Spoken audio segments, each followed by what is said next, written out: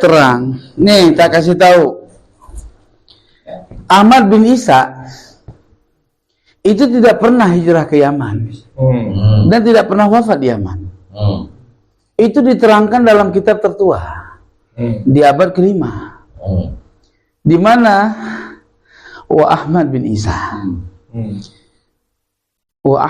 Isa An-Naqib bin Muhammad bin Ali Al-Uraidi yulaqabu An-Nafat. Ya. Min waladihi Abu Ja'far Al-A'ma Muhammad bin Ali bin Muhammad bin Ahmad Amiyah fi akhiri umrihi wa hadara ila al-Basrah wa aqama biha wa mata biha wa lahu aulad. Said Ahmad bin Isa An-Naqib bin Muhammad bin Ali Al-Uraidi itu dilakab dengan An-Nafat. Kenapa dilakab dengan An-Nafat? Karena yattajiru an-nafta. Dia dagang minyak. Sebahagian dari anak keturunannya yang dimulai dari cucunya yang bernama Abu Ja'far, kan gitu ya. Al-A'ma Muhammad bin Ali bin Muhammad bin Ahmad yang mengalami kebutaan fi akhiri umrihi, di akhir umurnya, di masa tuanya. Wan hadara, dan Said Ahmad bin Isa berinhidar. Inhidar itu turun dari kampung menuju kota. Gitu. Ya. Ilal Basrah, kepada kota Basrah. Ngapain di kota Basrah? Karena yattajiru bin nafti, dia dagang minyak. Dia buka usaha minyak di Basrah, bukan di kampung. Gitu. Itulah wa aqama biha, yang menyebabkan dia bermukim di Basrah. Wa mata biha, dan wafat di sana. Kapan pergi ke Usaisa?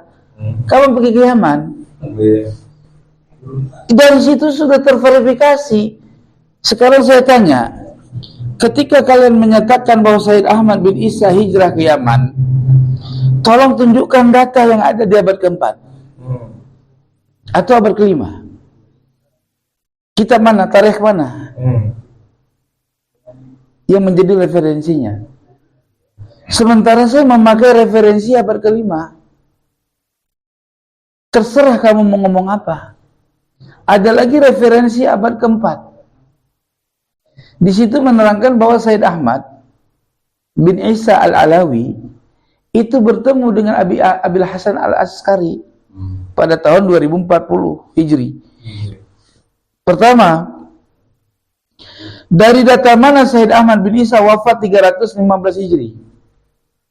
Sementara dia pada tahun 240 Hijri bertemu dengan Abil Hasan Al-Askari. Di mana? Di Suriah, Madinah. Pada saat pertemuan itu dia sudah sangat dewasa. Gitu. Sementara Abil Hasan Al-Askari itu wafat beberapa tahun kemudian. Berarti sudah detik-detik kewafatan Abil Hasan Al-Askari, kan? Iya enggak? Nah, kalau kita lihat dari tinjauan itu bahwa Said Ahmad bin Isa wafatnya sekitar 290 Hijri. Nah, sementara mereka menyatakan lahirnya Said Ahmad 290 Hijri, wafatnya 315. Jauh panggang dari api. Lahir setelah kematian. Nah, sekarang kan dia lahirnya 295 Hijri katanya. Sementara 240 Said Ahmad bin Isa Al-Alawi bertemu dengan Abil Hasan Al-Askari. Ini sudah bohong belaka ini. Gitu. Mereka nggak tahu kitab apa yang kita miliki. Udah jelas tipu, Pak. Maka kebakaran jenggot dia kali ini.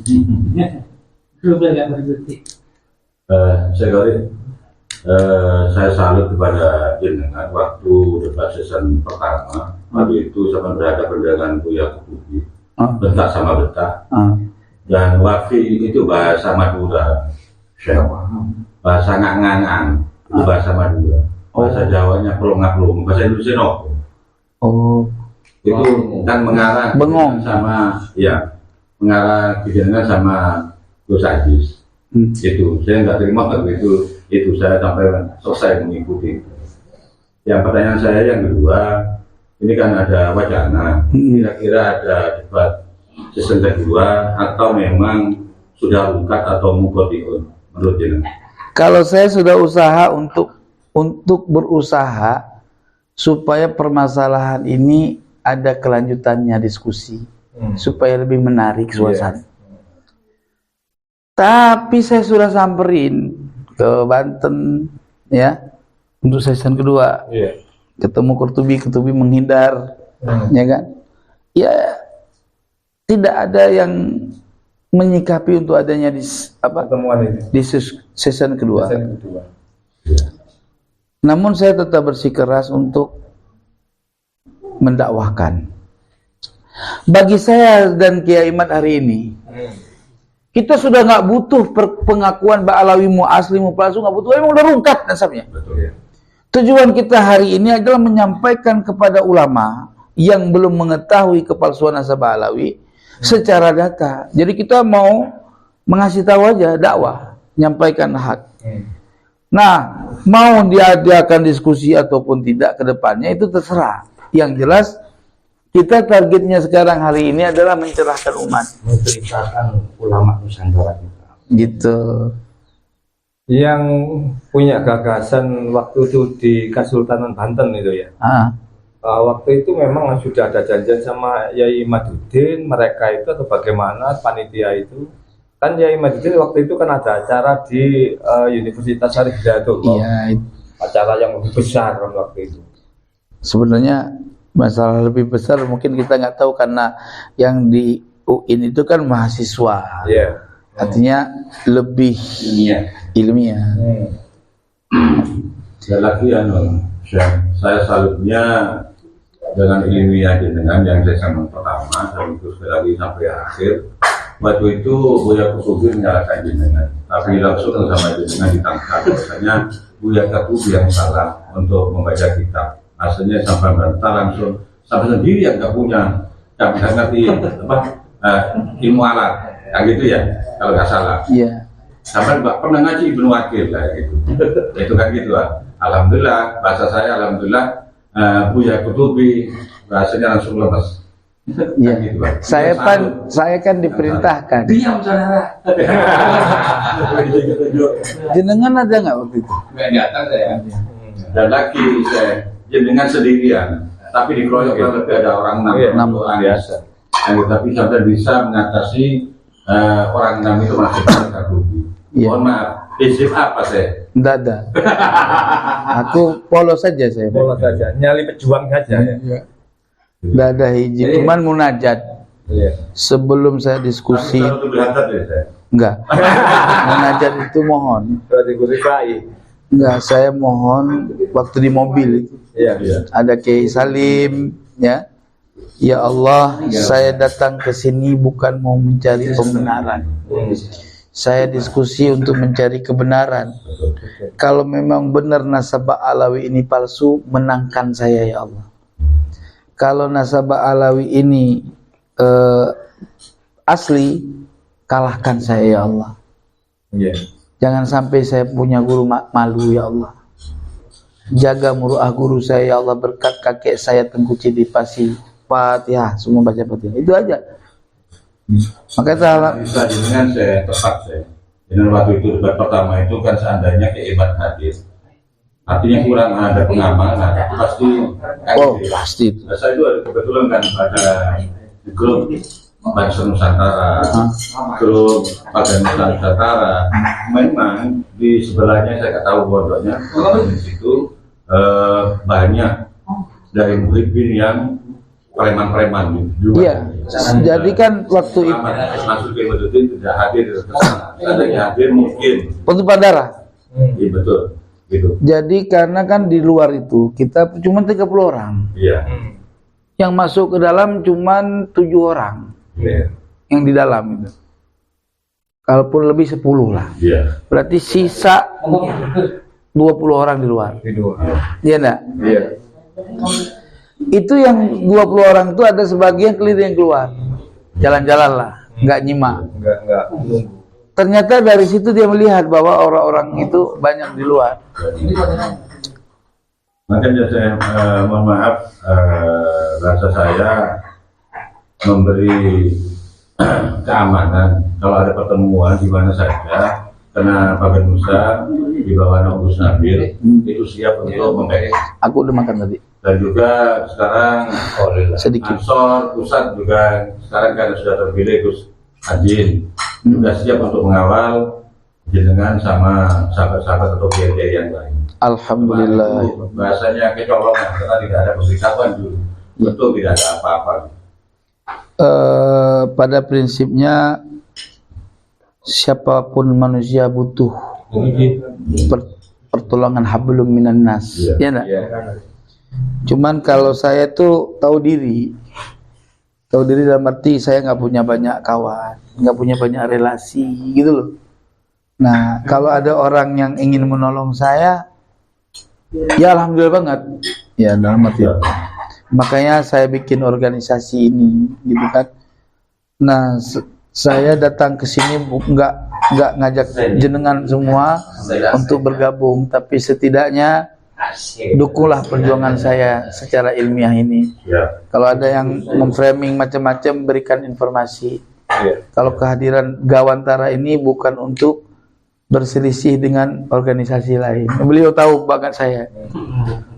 Gawantara singkatan dari Garda Wali Nusantara. Garda Wali. Indonesia dibilang milik Aulia Tarim. Iya.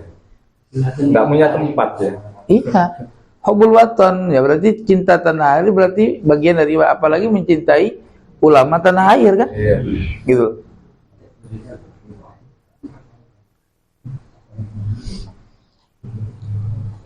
Jadi jangan kasih kesempatan. Mereka nggak ada tahu hukum, coba masalah kurban kagak boleh di tanah masjid, kan bodoh. Ilmunya di mana? Iya. Ngaji di mana coba? Ditarik.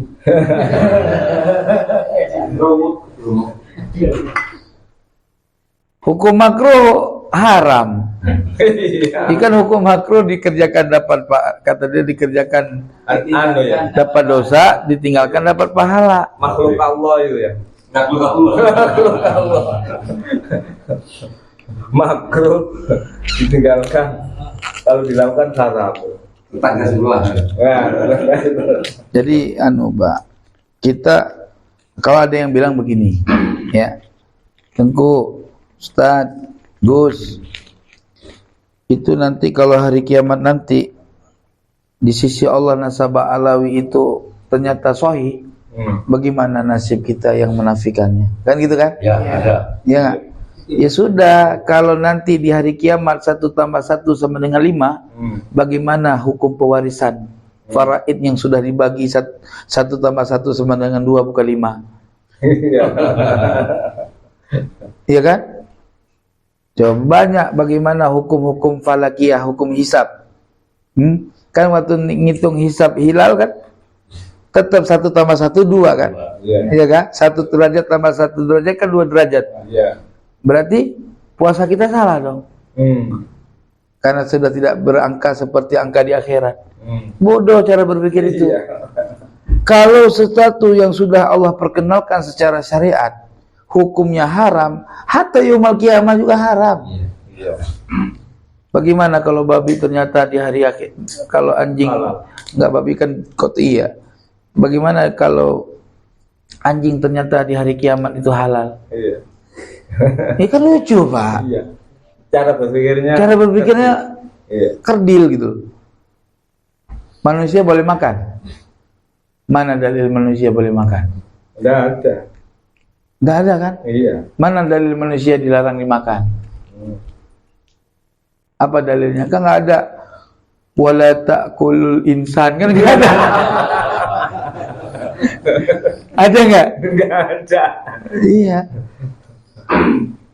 Waduh, bodoh banget. Makanya ulama yang membela-bela Ba'alawi derajatnya turun. Jadi bodoh. Yang lucu itu ketika Yai Maduddin ngomong tentang ketika negara ini butuh pejuang untuk merdeka, ente KB kemana semua? Untuk kemerdekaan kita sendiri saja mereka ngumpet semuanya, dan bukan hanya ngumpet, menjadi corongnya para penjajah. Waktu sudah merdeka baru nongol. Saya pejuang begitu. Nggak malu juga.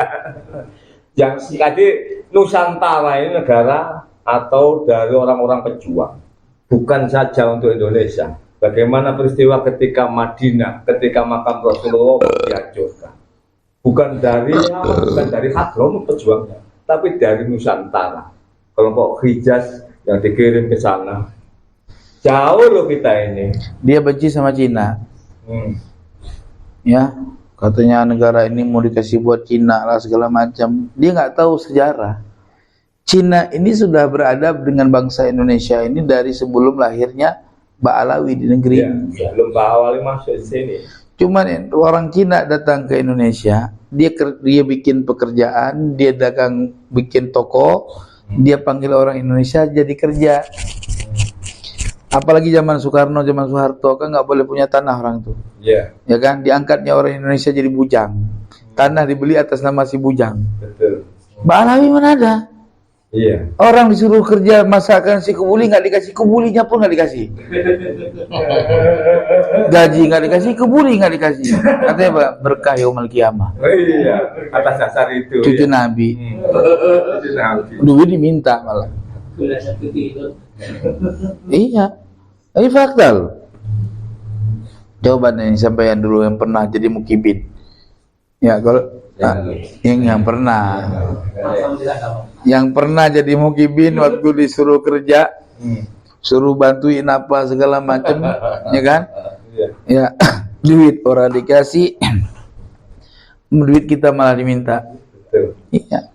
Ini kan mantan mukibin.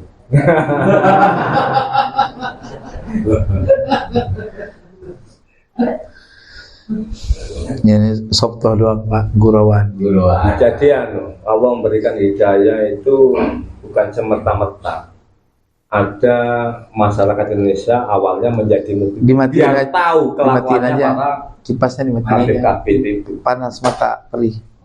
Kalau tidak masuk di dalam kehidupannya KB mungkin tidak tahu masyarakat. Setelah tahu ternyata bobrok, akhirnya menarik diri dan mengambil sikap bahwa tidak benar Alawi itu adalah Rasul dan tidak benar akhlaknya mulia, ternyata bejat.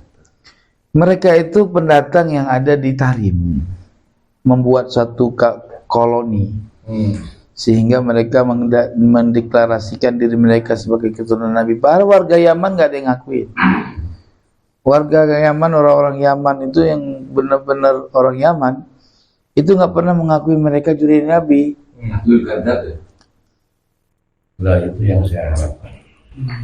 Dengan artian polemik di Indonesia ini terkait dengan nasab, negara-negara yang lain itu sekiranya mendukung, bahkan bisa-bisa datang ke Indonesia, itu sudah muhibin itu saya percaya sudah. Anehnya itu muhibinnya sekarang dengan awal. Begini, kita kekurangan dana Pak. Kalau mengajak orang-orang ahli nasab dari luar internasional ngadain diskusi di sini ya, lu kita siap. Gitu. Saya akan bikin tulisan bahasa Arab. Saya nggak bisa bahasa Arab conversation lah, karena bukan itu bahasa saya kan. Saya tulis dengan kaidah nahwu bla bla bla bla. Tanya, saya baca kan? Ya, kaifa inakum macam-macam lah gitu kan. Bisa aja. Cuma kita kan nggak ada dana. Dan nggak ada dana tapi kita nggak kenal siapa yang harus kita undangkan gitu. Nah, sedangkan mereka itu katanya kan punya nakib, punya ahli nasab di Yaman, di ini, di Irak, di ini. Kenapa mereka takut nggak mengundang mereka untuk diskusi di sini? Itu kan patut dipertanyakan. Takut dipertanyakan, karena nasab palsu kok. Iya. Patut dipertanyakan. Nasab dibuat abad 13 Hijri. Ya. Nih, kitab 3 orang tuh. Syamsul Zahirah, Khidmatul Ashirah, Asy-Syajaratul Kubra. Ini adanya di atas abad ke-13 Hijri semua. Tanpa sanad, tanpa maraji, tanpa sumber. Putar-putur di situ kayak orang main gasing. Kamu nggak percaya zaman pahlawan di berkali bila Rasulullah kenapa ada Rukun Yamani? Zamannya Rasulullah itu Hadramut sama Tarim masih belum bersatu dengan Yaman. Yaman sendiri itu Rukun Yamani itu bukan berarti Yaman. Iya. Rukun Yamani itu kanan. Kita nih masuk rukun Yamani. Indonesia ini Yamani. Arah sebelah kanan sudut Ka'bah. Berarti Yamani itu bukan Yaman-Yaman kan? Bukan. Bukan Yamani itu bahasa Arab, tapi tujuannya maknanya. Tawain orang ini. Arah gitu. Arah. Ya begitu ya nggak lari. Tolong jelaskan rukun Yamani. Iya, rukun Yamani itu kan nih kubus kan begini. Iya, Makkah. Ya, maka itu rukun Yamani. Terus ada apa rukun kan tuh? Nah, ada rukun Yamani. Rukun Yamani itu arahnya ke sana, ke Yaman. Bukan berarti Yaman orang Yaman. Bukan. Bukan. Indonesia ini maksudnya wilayah rukun Yamani. Nah. Siapa tanya dalam ulama? Gitu.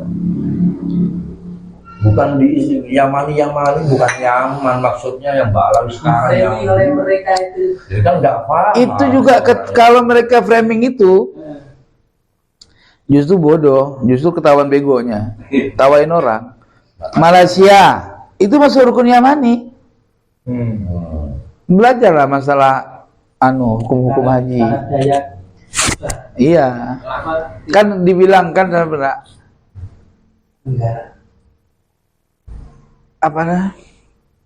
Islam itu akan berjaya dari timur Mekah. Itu Yamani, rukun Yamani. Oh ya berarti ini yang diartikan wafi itu ya ini. Besok kalau sudah ada perang orang yang dipilih Rasulullah itu Yaman gitu. Inilah yang dimaksud Yamani. Kan begitu. Bukan Yaman ke diframingkan ke Hadramut. Bukan Yaman Hadramut, tapi framingnya sana Yaman Hadramut. Gitu loh. Sekarang kalau begini, Tengku, ada orang yang mengatakan bahwa Hadramut itu bisa dikatakan negara begal begitu. Karena ketika pejalan musafir datang ke situ, maka dia akan dihabisi, dirampok dan segalanya. Karena daerahnya tandus, daerahnya kekurangan, maka siapapun yang hadir akan mati. Hadramut. Yang jelas Balawi itu bidang-bidangnya itu jalan semua. Bidang ngarang kitab dicakok-cakokno yang itu yang sering